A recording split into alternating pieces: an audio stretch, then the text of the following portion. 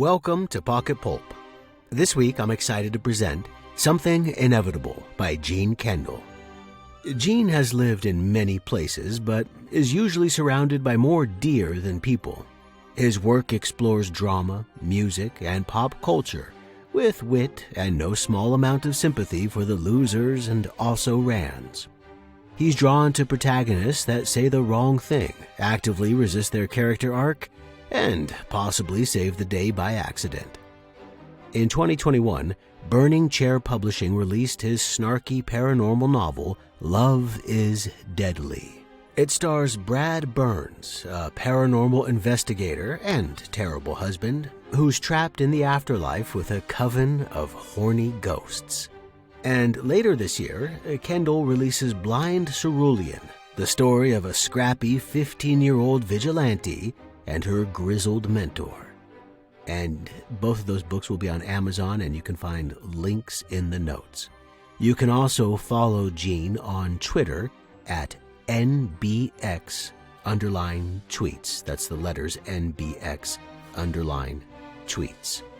All right. I hope you're enjoying Pocket Pulp. If you are, please rate, subscribe, share. All of that stuff really helps. And now, Something Inevitable by Gene Kendall. Read by Eric Brian Moore. In the morning, she'll be somewhere decent. Won't be some paradise, some dumb fool kid's delusion of utopia. Should know by now those places don't exist. But it'll be nice enough, I'm sure. Best of all, it won't be here. 3 a.m. flight. Made sure I didn't know where she bought that ticket, too. Did everything I could to make sure the stubborn woman bought a one-way. Broke my heart, too. Though I can't let her see that. Best I don't know where you'll be, dearest. Best for both of us. Realize I present the stoic facade of the toughest of all tough hombres, but I've seen harder men crack. Submission positions, sleep deprivation, controlled bleeding, electric shocks. Everyone talks big game until it's their turn. No, you can't tell me where you're headed. You so much as try and I'll walk out of this place without looking back. Tears still streaming down her face as we have that final meal at the airport's upscale restaurant and bar. A handwritten sign on the wall boasted of their world-famous cocktails. Tia isn't a drinker, but I encourage her to indulge. Tell her it'll calm her nerves. Smooth gray eyes, fringed with long lashes, that smooth, dewy skin. Still as beautiful today as ever, though she'd have every reason now to look a mess. I fell for the girl the same way any idiot teenager would his first love. She deserved a lot better than this. Did everything I could to ensure she had a comfortable life, that she wouldn't regret sneaking off in the middle of the night with some lump 20 years her senior. Not exactly a story for the romance novels. The dancer locking eyes with the bouncer and quickly falling for his sweet talk. Believing tall tales about big plans and unbelievable payoffs. Nearly 10 years ago now.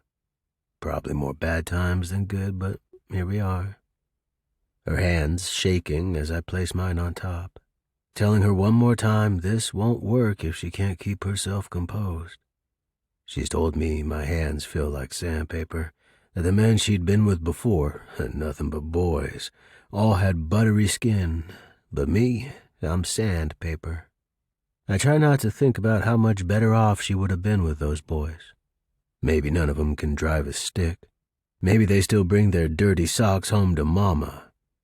But unlikely any of them would have put Tia in the bind I've gotten her in. It was sweet while it lasted, though. Through associates I'd have to describe as less than reputable. I'd heard of a real estate magnate down in Florida in need of a bodyguard, an older gentleman, not particularly close with his remaining family. Perhaps not as attentive to personal finances as he used to be. "Greg Henry," he'd always say with a smile while introducing himself, even if it was the 5th time you'd meet. Didn't take much convincing for kind-hearted, trustworthy Greg to hire Tia on as his personal assistant. for him to realize the two of us needed our own space at the compound. 17 acres, personal chefs, a private golf course, weekend getaways to the white sand beaches of Anna Maria Island. What was our biggest worry? Sunburn? I'd paid the finder's fee to those old associates, kept my nose clean, relatively speaking, thought our charmed life could go on forever. Mr. Henry's health took a turn, though, reached a point where he couldn't leave the bed. Then those strangers started appearing at the gates, demanding they see the old man. His nephews, we were told, with important business to discuss while there was still time, all with accents straight out of those Stallone movies from the 80s. I turned them away. Got a little too vehement with a few. That's when the accidents happened. First with the cleaning crew, then with the old man's doctors. Word started getting back to me. News the kindly old gentleman who loved iced tea and afternoon games of bingo bango bongo had been born Grigory Horenko many years ago in another land. His fortune had less to do with real estate and more with merchandise, the kind that falls off a truck. Mr. Henry, or Horenko, whatever, had some debts to pay and obligations to fulfill before he passed along. Those nephews of his were determined to see to these affairs, and certain inquiries regarding the state of the old man's finances had to be answered in a satisfactory manner, something we weren't in a position to do. The worst part of it is, they knew about Tia's role in all this, had pointed questions about the new accounts she'd opened, the ones only she knew how to access. Fool that I am, I thought that we could sneak away in the night and put the whole affair behind us. We took hammers to our phones, maxed out our cards at the ATMs. Tia, bless her, kept telling me how romantic this was, like Warren Beatty and Faye Dunaway in her favorite old movie. God help us. We did try. Port St. Lucie, Daytona Beach, Jacksonville. Every stop, they found us. Certain inevitabilities, even a blind man can see 'em. What's important now is getting Tia far away from here. I tell her not to worry about me, just to keep her head on straight, don't get complacent, don't go chatting the ear off of strangers or lingering too long in one spot. I eye the clock and tell her it's time to go. Can't walk her to the gate, she knows that. Don't know why I'm reminding her of it again, but there I go, just keep babbling, telling her the things she has to do as I hold her close. Stupid, emotional me. I do something I've never dared to do in my degenerate life. I apologize to the lady. Tell her she deserved a whole class better than me. I thank her, though, for tolerating a man with morning breath, cauliflower ears, and worthless plans that louse up the lives of naive, trusting girls. My God, it was a choice life. But, unfortunately, there has to be an end to everything. Something inevitable and rarely pleasant. I ask her not to hate me. She's stunned I could say such a thing. It's best if there's no scene. I have to shoo her away, watch without a word as she starts to get lost in the crowd. If I wanted, I could sneak behind, get an idea of the gate she's headed to, discern where she'll land. Were I given to optimism, I could envision some future date where we're reunited. Or at very least, I could keep tabs on her from afar, make sure she's made it through all of this in one piece. I'm a grown man, though, a realist. Best thing for Tia is for me to remain as ignorant as those porcelain monkeys with their paws covering mouth, eyes, and ears. 20 minutes later, and I'm still lingering around this place, watching the seconds tick by on the Ballon Bleu de Cartier Tia got me for our last anniversary. Another 15 minutes or so, and that plane should be in the air. Butterflies won't stop fluttering in my gut, though, telling me I need to stay nearby, keep an eye on anything happening in that area. Bought a pair of headphones at a kiosk while Tia was in line for tickets. Clever boy that I am, I can hear Kenny Wayne Shepherd's Blue on Black in place of any now boarding announcements over the intercom. Enjoy some nice blues and remain ignorant of things I should know nothing about. Just keep my eyes on the people milling about, watching out for the sharks. What I spot soon enough isn't an obvious predator. Appears to be a girl not far out of her teens, approaching every exhausted tourist and caffeine-wired businessman with a photo. I angle close enough and see it's an image of Tia, a photo snapped 6 months ago on Mr. Henry's yacht. Girl's barely a slip of a thing, right at 5 foot with a frame so thin she could dance in a shower and never get wet. I've been involved in this life long enough to recognize her delicacy is more to do with narcotics than genetics. I tap her on the shoulder and invite the waif to discuss the issue with me nearby. I put on that unique charm, give a smile that could easily be interpreted as both friendly and menacing. She follows around the corner, and I trash that photo. I grab her by the wrist and ensure there's no one close enough to overhear. Her accent is backwoods country, too slow and nasally sharp to be faked. The nephews were clever, found a local girl in need of another fix and gave her a simple assignment. She needs to tell me where I can find the people who put her up to this. Needs to understand I'm not someone to screw around with, that I've done things in the past, things to women I'm not proud of. I come across too strong, though, and have her stuttering out terrified gibberish in response. Gotta calm her down now. Let her understand I don't want to hurt her. Still have $400 in my wallet. I wave the bills in front of her. Promise it can be hers if she just settles herself and answers my questions. She isn't much help. Has no names to give, and only the most general of descriptions. Says she was recruited from a truck stop parking lot 2 towns over. Taken to the airport in a black SUV and given her assignment. Nothing else she can tell me. I stay true to my word and hand over the cash, though I'm sick of the thought of what she'll do with it. I decide it's in my best interest to get out of here. The sharks are about, and any public imbroglio is going to attract attention from the authorities. Folks likely to have the same uncomfortable questions I don't want to hear from the nephews. I trot back out to the parking lot, to the GMC Sierra with the dented bumper we bought with a wad of Benjamins yesterday. Best Craigslist could offer us. Have to stop in my tracks, though, when I spot a sapphire blue Audi R8 with Florida plates. 2 young men inside, buzzed hair, collared shirts, one ashing a cigarette out the window. I step carefully past, going another minute or two until I reach my pickup. With my LED keychain, I obey my hunch and inspect the tires. Ice in my belly when I realize I'm right. All slashed. Immediately, I spin on my heels and go back to the Audi. No need for subterfuge, I suppose. We both know what has to happen next. Better out here than inside, with those nice men in uniform and security cameras mounted on every well-lit corner. Just enough light from the nearby pole to show me that pissant in the driver's seat has already finished his cig and rolled out the window. Haven't indulged in a cancer stick in years. Maybe he'll show mercy and offer me one before this unpleasantness is over. I tap on his window. Ask if there's some business he'd like to discuss. Get a good look at his face. Narrow eyes, broad cheekbones, thin nose, thick lips. Eastern European, like he'd been cast in a movie.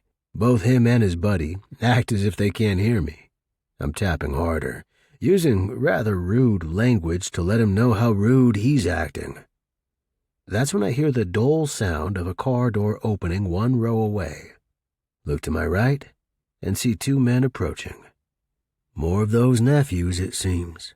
More stubby scalps and collared shirts and pressed slacks. They have a look, this family. The one on the left asks me to come along, says we can do it without making a scene, says it's going to be the easy way.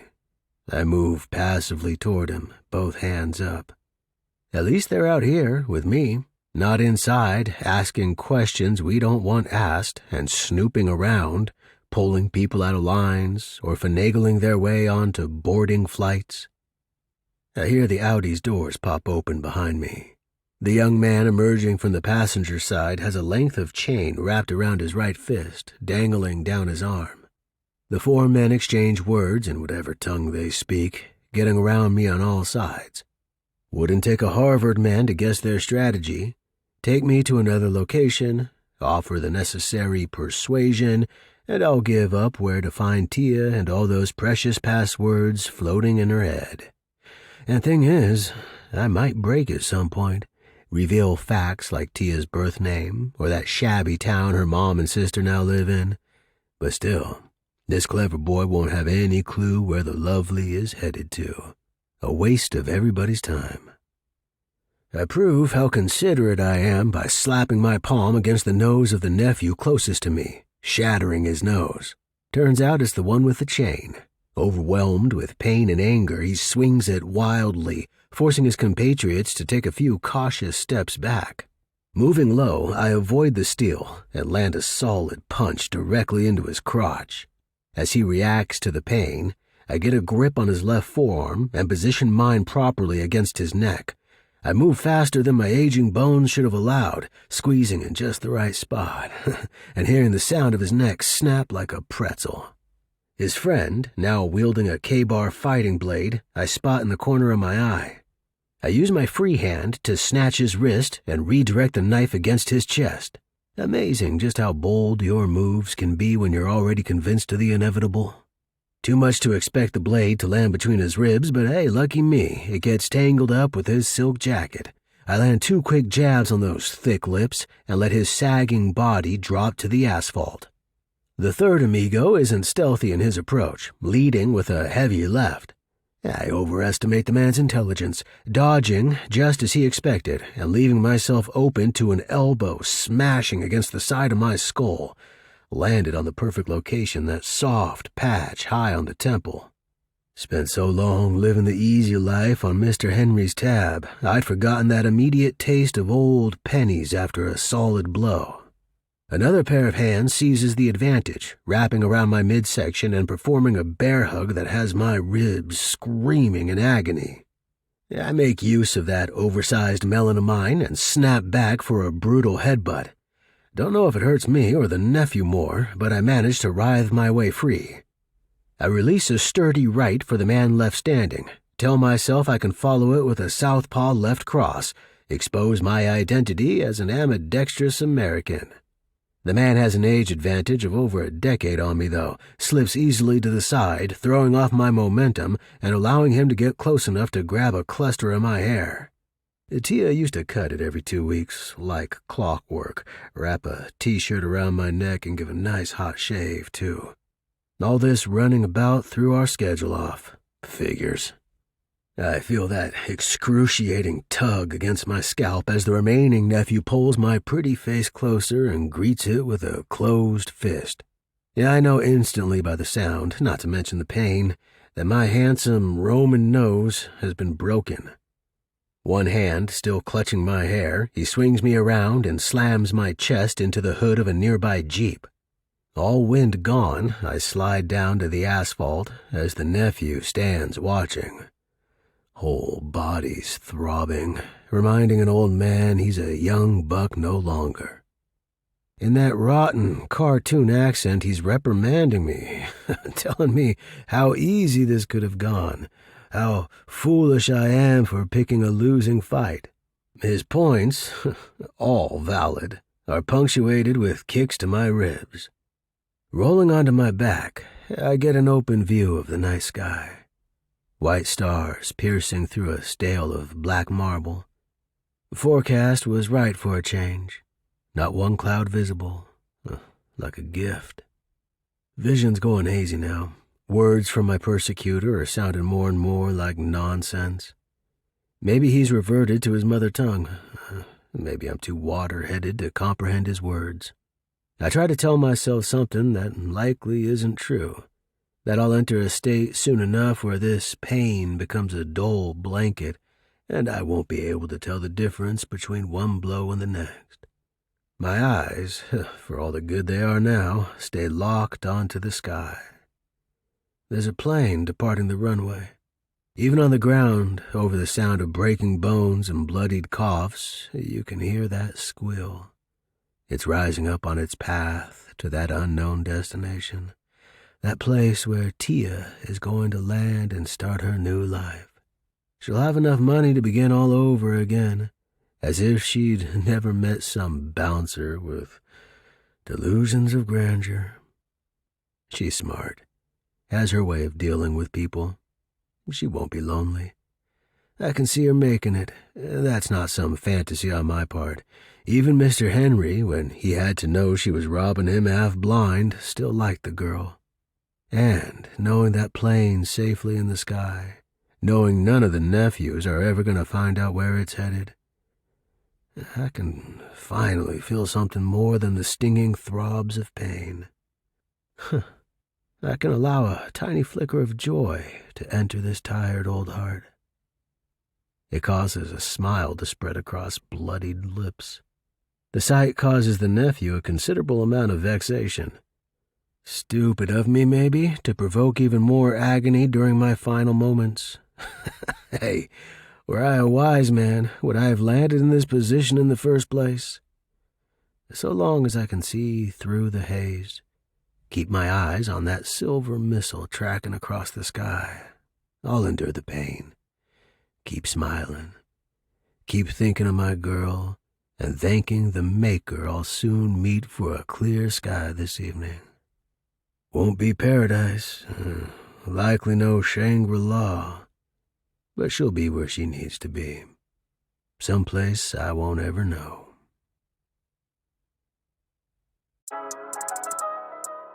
Thank you for joining us again, and I hope you enjoyed Something Inevitable by Gene Kendall. Again, you can follow Gene on Twitter at NBX_tweets. And there's also links to his 2 books on Amazon in the notes. If you are enjoying Pocket Pulp, please subscribe, share, rate, all that good stuff, and let us know. We'd like to know what you think and if you're enjoying it. And if you're a writer and you'd like to have your story featured on Pocket Pulp, contact us at pocketpulpsubmission@gmail.com. My name is Eric Brian Moore, Eric with a C, Brian with a Y, and you can follow me on Twitter at Eric Brian Moore, or check out my website, ericbrianmoore.com. Music by Blue Mount Score and Eternal Producer from Pixabay. Thanks for joining me, and I look forward to reading you another fantastic story next week.